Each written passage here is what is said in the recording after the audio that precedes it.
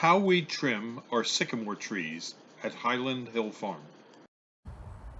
My name is Mike. I'm at Highland Hill Farm and I was trimming sycamore trees. This is an exclamation sycamore.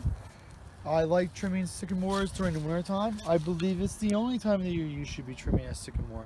Unless of course you're doing a big tree and you're doing structural pruning. But if you're doing a trim tree to get it in shape or size or how you want it to look, winter is the best time to do it. The general rule for all broadleaves, regardless of what it is, now maybe you can have exceptions for like willows and birch, but for predominantly all broadleaves, the rule is if you prune it during the summertime, you create stunting. If you prune it during the winter, you create invigoration. So that's why I love pruning during the winter time. I always like seeing the results of it later.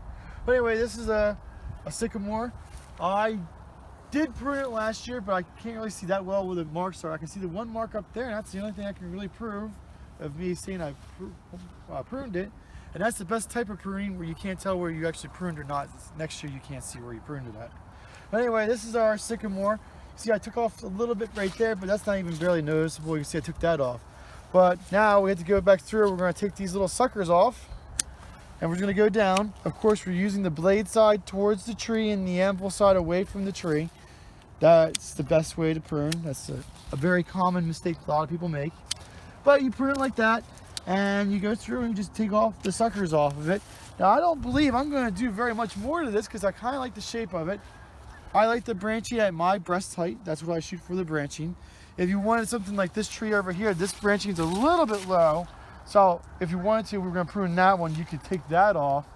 But other than that, the rest of it looks really good. Exclamations are known for being very, very straight. That's why you don't see any stakes on them. If they were like straight species American sycamore, you would definitely have to stake it. But exclamations, I really like exclamations. That's going to be what we're going to be growing probably from now on. And I don't like that branch right there. That's a bad branch, so we're going to take that branch off.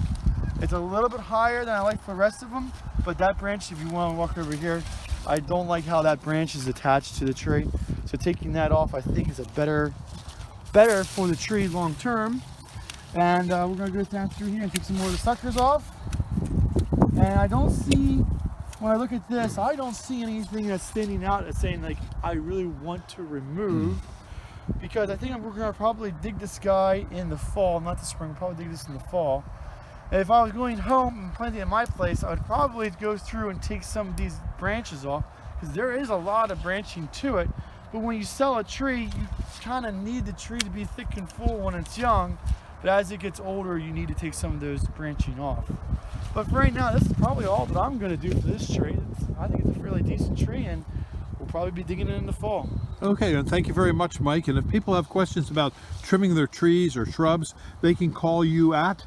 My cell phone number is 267-446-2376. Okay, thank you very much, Mike. Thank you.